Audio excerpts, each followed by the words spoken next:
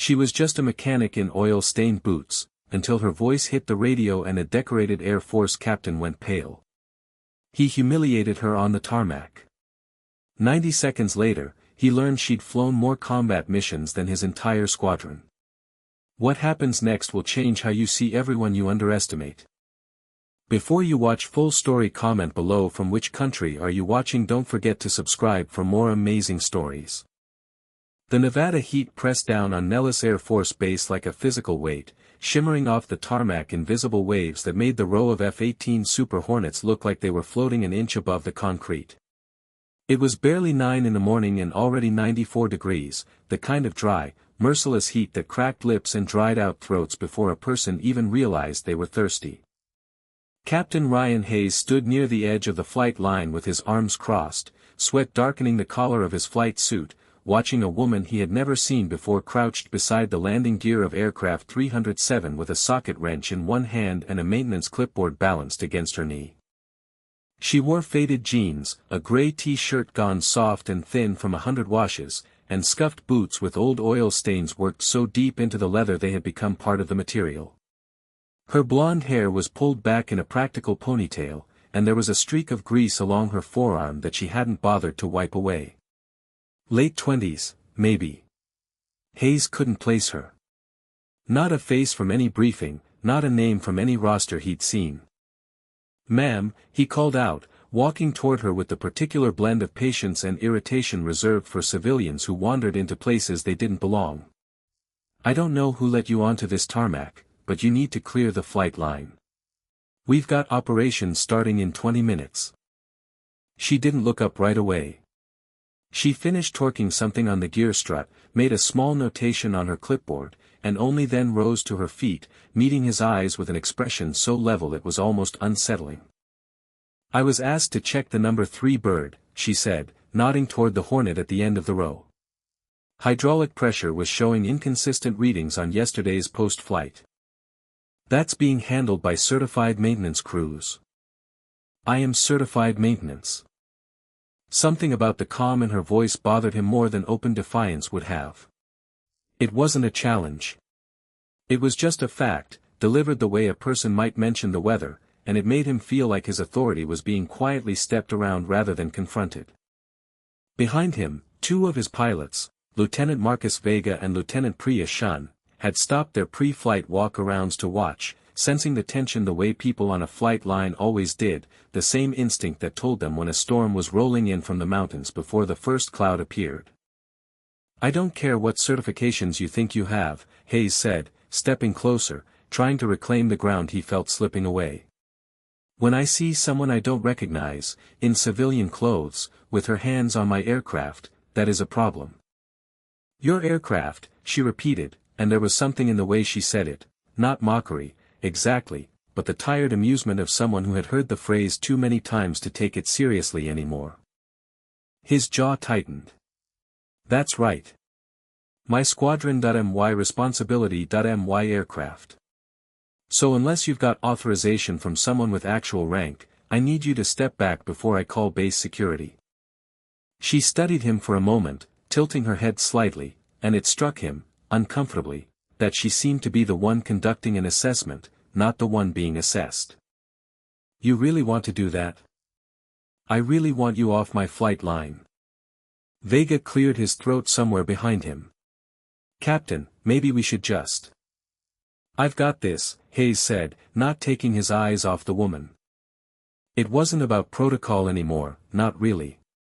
It was about control, about making sure every set of eyes watching from the flight line understood that this was his operation, his call, his authority. He was aware of that, distantly, even as he said it, and he pushed the awareness away. Her posture shifted, subtle, almost imperceptible, the way a person moves when a decision has finally been made after being weighed for a while.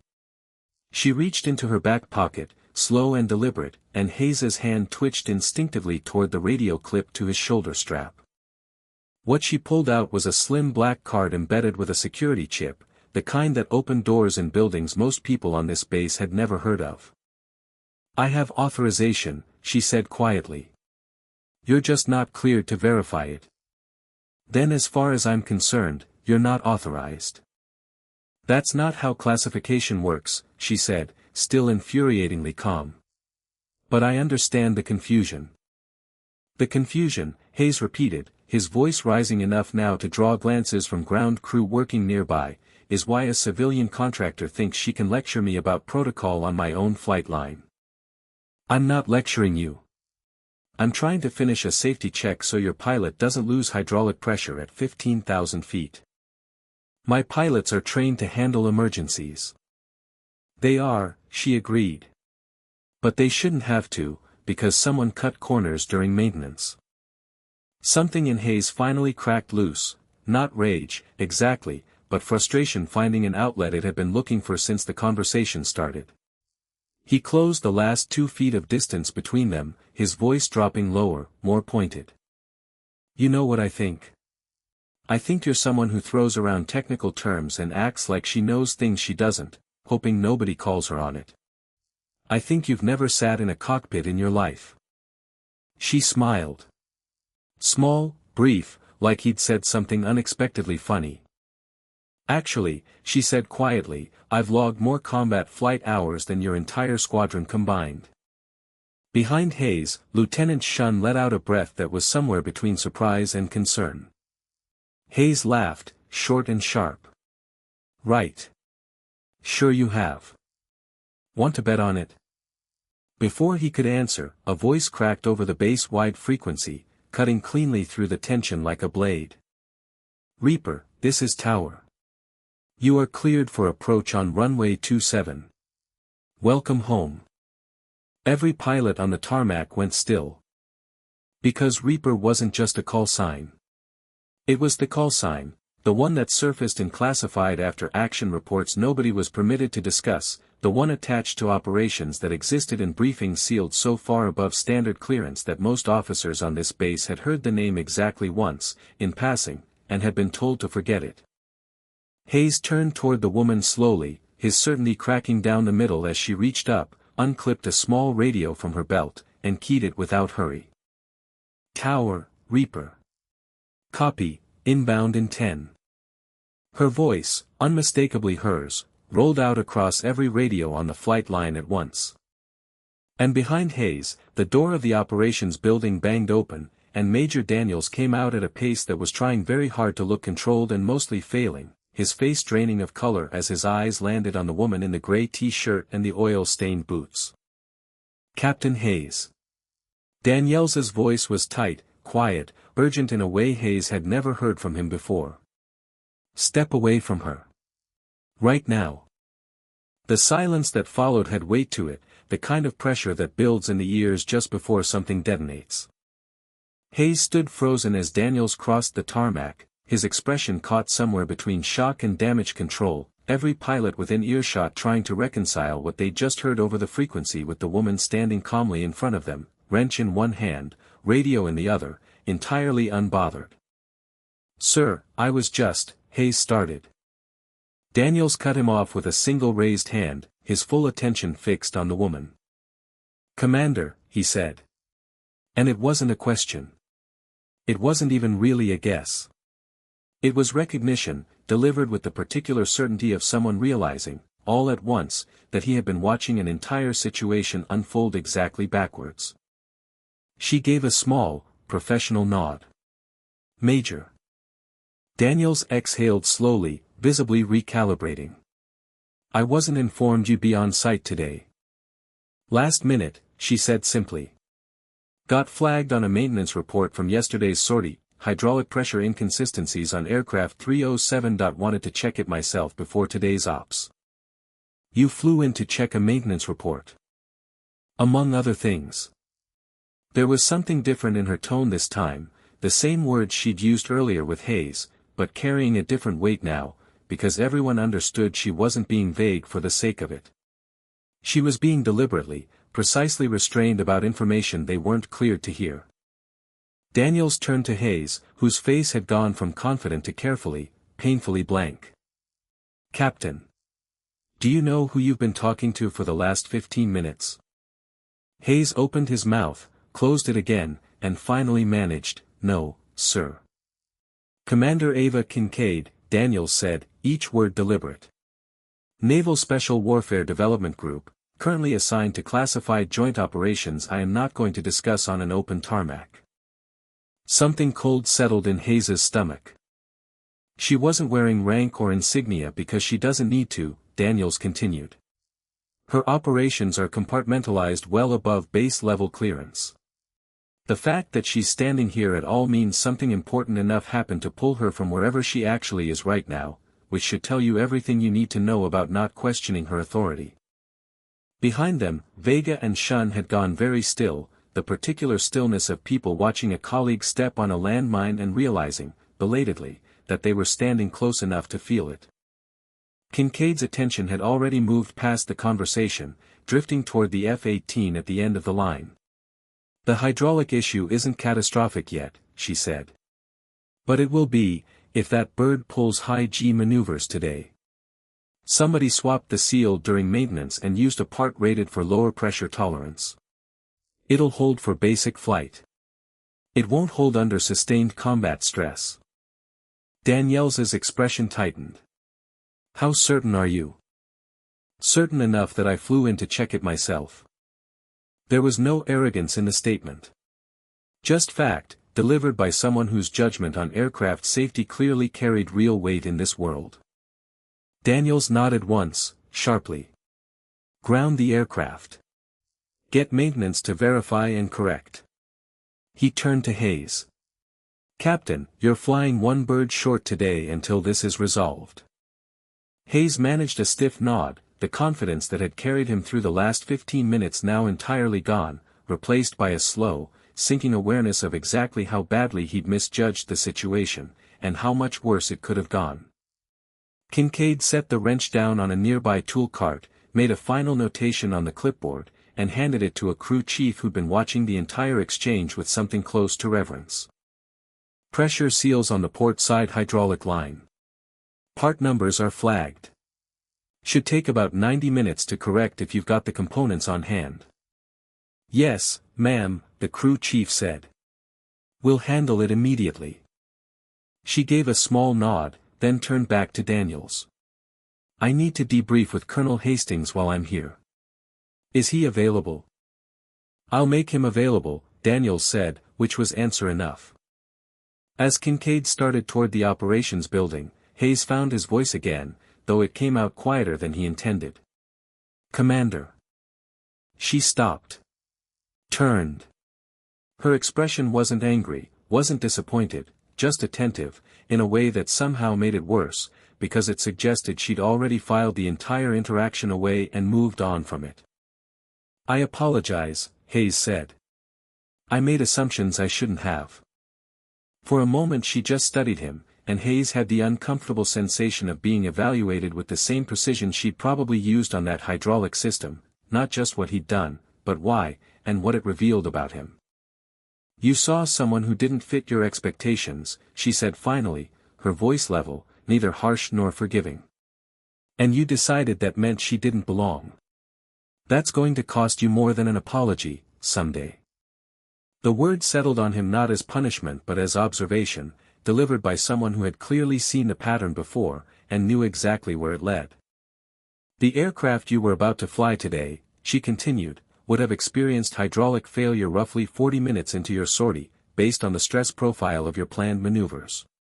You'd have had maybe 90 seconds to recognize the problem and execute emergency procedures before losing primary flight control.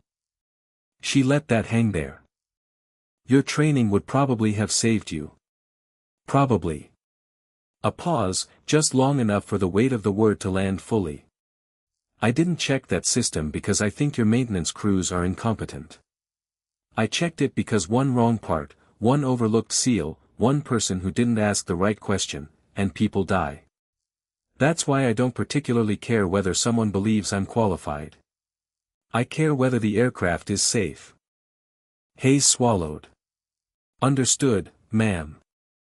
Her eyes moved past him to Vega and Shun, still standing rigidly near their aircraft. Your wingmen look solid. Listen to them next time someone raises a concern, even if it comes from somewhere you don't expect.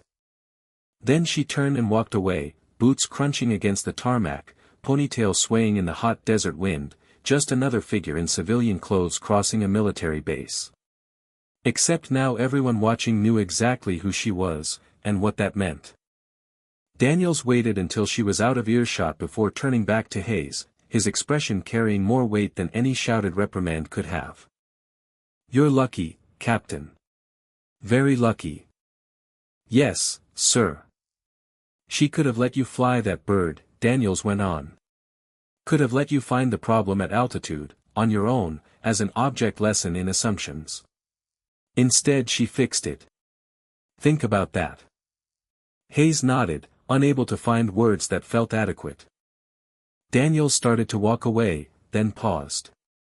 "And Captain, next time someone tells you they can fly, maybe consider the possibility that they're not bragging. Maybe they're just stating a fact you're not cleared to verify." 2 hours later, Hayes stood at the back of a windowless briefing room, watching Commander Ava Kincaid address a group of senior officers with the same clipped precision she'd used to diagnose a hydraulic failure on the open tarmac. She wore a proper flight suit now, rank clearly visible on the collar, and the room included a colonel, 2 majors, and a Navy liaison officer who had apparently been pulled out of another meeting specifically for this one. The presentation wasn't flashy. No dramatic graphics, no rehearsed delivery, just tactical analysis, delivered with the kind of efficiency that suggested every word had been chosen because it was necessary, and everything else had already been cut. She talked about joint operation protocols. About integration challenges between Air Force assets and Naval Special Warfare units. About lessons learned from recent deployments that stayed redacted even in a room cleared for classified discussion. Hayes watched the senior officers listen, not with the polite, half-present attention given to routine briefings, but with the focused stillness reserved for people whose expertise could genuinely save lives or end missions others couldn't finish. When Colonel Hastings asked a technical question about close air support coordination in contested environments, Kincaid answered without hesitation, referencing specific scenarios with a level of detail that made it obvious she hadn't just studied these situations from a distance. She'd been inside them. "The problem isn't capability," she was saying, standing beside a tactical display. "Our platforms can deliver precision effects in almost any environment. The problem is recognition speed. When you've got friendlies operating in non-standard configurations, without traditional identification protocols, in a high-tempo situation, the time it takes to verify targeting information can be the difference between effective support and a friendly fire incident." "How do you solve that?" Hastings asked. "You put someone in the air who already knows the ground element's operational signature," Kincaid said. "Someone who's operated on both sides of that line, who can make the recognition call in real time instead of waiting for confirmation through 3 layers of the chain." "Someone like you," the Navy liaison said. It wasn't really a question. Kincaid gave a small nod. "That's why I maintain flight proficiency across multiple platforms. Not because I want to be a pilot for its own sake, but because the missions I support require someone who can bridge that gap when it actually matters." Hayes felt something shift in his understanding, not just of who Kincaid was, but of what she represented. Someone operating at the intersection of several specialties, holding qualifications that most people spent an entire career chasing in just one lane, and doing it not for recognition but because the work demanded it. After the briefing ended and the senior officers filed out, Hayes lingered near the door, uncertain whether he should leave or stay, until Kincaid noticed him and walked over, her expression still neutral, but not unfriendly. "Captain." "Ma'am. I wanted to thank you for catching the maintenance issue. If I hadn't, someone else would have," she said. "Maybe not in time, maybe not before you took off. But the problem would have surfaced eventually. That's how safety systems are supposed to work, redundancy. Still. You went out of your way." After I'd been, he trailed off, unsure how to finish that sentence. "Doing your job," she offered, and there was something in her tone that wasn't quite humor, but close to it. "You thought you were protecting your flight line from an unauthorized person. That's not a bad instinct. It was just the wrong target." He managed a weak smile. Pretty significant mess, though. They happen, Kincaid said. What matters is what you do after. Do you double down on the assumption because admitting you were wrong feels like weakness? Or do you recalibrate based on new information? I'm trying to do the second thing. Good. That's the only way you actually get better at judgment calls. You make them, you get some wrong, you adjust, you keep going. There was a pause, and then Hayes finally asked the question that had been building since her voice first came over the radio. How many combat hours do you actually have? Something in her expression shifted, not quite a smile, but close. Classified. But more than my squadron combined. By a significant margin, she confirmed. But that's not really the point. The point isn't who has more hours, or better qualifications on paper. The point is recognizing that expertise doesn't always look the way you expect it to. If you dismiss people based on appearances instead of evidence, you're going to miss something important, and eventually it'll matter. Hayes nodded slowly. I'll remember that. See that you do. This time there was real warmth in it, an acknowledgement that the lesson had landed, and that was enough. She started to leave, then paused at the door. Your wingmen, Vega and Shun. They've got good instincts. Vega tried to slow you down twice out there. Next time, listen to him. I will, Hayes said. She nodded once and disappeared into the corridor, leaving him alone with the weight of everything he'd learned in the space of 2 hours. That evening, in the squadron-ready room, Hayes sat filling out mission reports when Lieutenant Vega dropped into the chair beside him. So, Vega said carefully. That happened. Hayes let out a long breath. Yeah. You okay? Define okay. He set his pen down. I spent 15 minutes telling one of the most qualified pilots in the military that she didn't belong on my flight line. I feel like an idiot. To be fair, Vega offered, she wasn't exactly advertising her credentials. That's not an excuse. I made assumptions based on what she looked like, not what she knew. That's exactly the kind of thinking that gets people hurt. Vega was quiet for a moment. For what it's worth, I don't think she's holding a grudge. She seemed more interested in fixing the hydraulic problem than punishing you for not recognizing her. That almost makes it worse, Hayes said. She had every right to tear me apart. Instead she just corrected the problem and moved on, like it wasn't even worth her energy to be angry about it. Maybe that's the difference between someone who's actually good and someone who just wants people to think they are, Vega said. The good ones don't need to prove anything. They just do the work. Hayes thought about that, about Kincaid crouched by the landing gear with grease on her hands, about her voice coming calmly over the radio, about the way a room full of senior officers had leaned in to listen to every word of her briefing. Yeah, he said finally. I think you're right. Vega leaned back in his chair, glancing toward the door as if half expecting Kincaid to walk back through it. You know what got me the most? It wasn't the call sign. It wasn't even the hydraulic call. It was how she didn't need any of it to be right. She was already right before Tower ever said her name. That's what bothers me, Hayes admitted. I keep replaying it. If that radio call hadn't come through when it did, I might have actually called security on her. I would have pulled a commander off a flight line in front of half my squadron because she didn't fit what I expected a pilot to look like. But it did come through, Vega said. And you didn't. This time. Vega didn't have an answer for that, and Hayes didn't expect one. Some lessons weren't meant to be resolved with a tidy sentence. They were meant to sit uncomfortably, so a person remembered to check themselves the next time.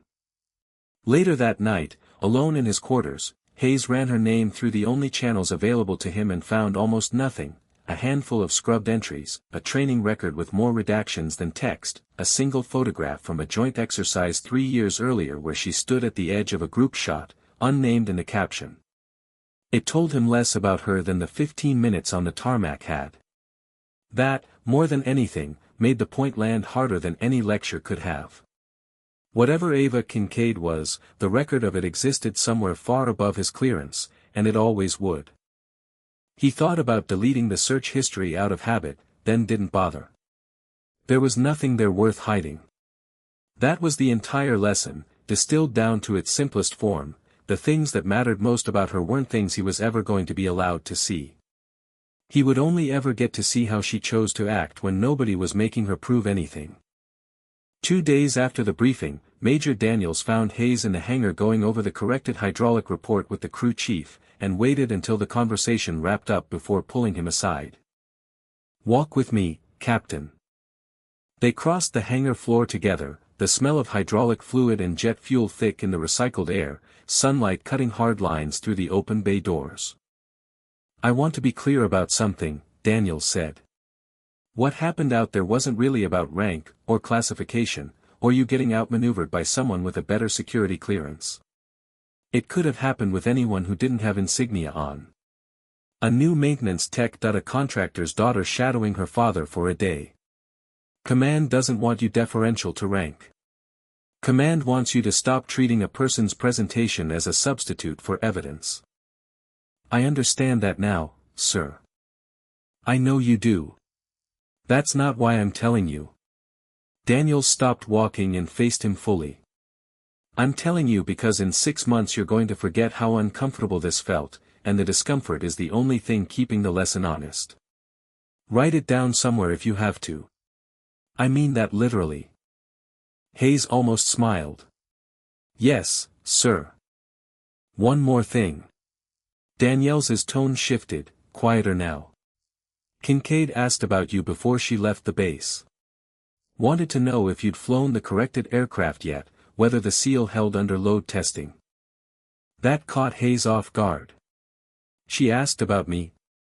"She asked about the aircraft," Daniels corrected, though there was the faint suggestion of a smile at the corner of his mouth. "Which, apparently, currently includes you. Don't read too much into it. But don't dismiss it either." Hayes thought about that for the rest of the afternoon, the idea that somewhere in the middle of whatever compartmentalized world Kincaid operated in, a corrected hydraulic seal on a single aircraft at Nellis had been worth a follow-up question. It wasn't personal, not really. It was just consistency. The same person who had walked onto his flight line to verify a maintenance report in person was the same person who would want to know, days later, whether the fix had actually held. That was the through line. Not the call sign, not the classified file, not the moment on the radio that had turned his stomach to ice, just an unwavering insistence on getting it right, regardless of who was watching or whether anyone ever knew. 3 weeks later, Hayes was back on the flight line when he saw her again. This time she was walking toward an F-18 with a full combat loadout, proper flight suit, helmet tucked under one arm, moving with the easy, unhurried confidence of someone who belonged exactly where she was standing. She caught his eye as she passed and gave him a small nod, acknowledgement without weight, just two professionals recognizing each other across a distance that no longer needed explaining. Hayes snapped a crisp salute. Kincaid returned it, precise and immediate, then climbed into the cockpit and disappeared into the mission that had brought her back to Nellis. As her aircraft taxied toward the runway, Hayes thought about assumptions, about expertise that didn't always look the way people expected it to, and about the lesson he'd learned the hard way on a hot Nevada tarmac 3 weeks earlier, that the person standing in front of you in civilian clothes and oil-stained boots might be the most capable operator in the entire building, and you would never know it until the moment their voice came over the frequency and changed everything you thought you understood about who deserved authority, and why. He stayed on the tarmac longer than he needed to, watching the Hornet climb and bank west until it was a glint against the pale sky and then nothing at all. Vega found him there a few minutes later, checklist in hand, ready for their own pre-flight. "You good, Captain?" "Yeah," Hayes said. "Just thinking." "About her?" "About all of it." He turned back toward their own aircraft, the one with the corrected hydraulic line, the one that had almost taken him and Vega and Shun into a very different kind of afternoon 3 weeks earlier. "You ever wonder how many people we walk past every day and get completely wrong? Not because we're careless. Just because we've decided, without meaning to, what competence is supposed to look like. Vega considered that as they walked. More than I'd like to think about. Yeah, Hayes said. Me too. They ran their walk around together, methodical and unhurried, checking every seal and fitting twice instead of once, the way people do after they've been shown, up close, exactly what a missed detail can cost. It wasn't dramatic. Nobody was watching. That was the point Kincaid had made without ever quite saying it out loud. The work mattered whether or not anyone was there to see it done right, and the people who understood that were usually the ones least interested in announcing it. By the time Hayes climbed into his own cockpit that afternoon, the encounter on the tarmac had already started to settle into something more permanent than a story he'd tell later. It had become a kind of internal checkpoint, the thing he measured himself against whenever he felt the old instinct rising, the quick judgment, the assumption dressed up as vigilance. He didn't know if he'd ever see Commander Ava Kincaid again after that afternoon. Classified people had a way of disappearing back into the world they came from, leaving behind nothing but a call sign that wasn't supposed to exist and a lesson that stuck a great deal longer than the embarrassment that had taught it to him. But he understood, taxiing toward the runway with Vega's aircraft steady off his wing, that it didn't actually matter whether their paths crossed again. The lesson didn't need a sequel. It only needed to hold, the next time someone unfamiliar stood in front of him without rank on their collar, without a name he recognized, without anything to prove they belonged except their own quiet certainty that they did.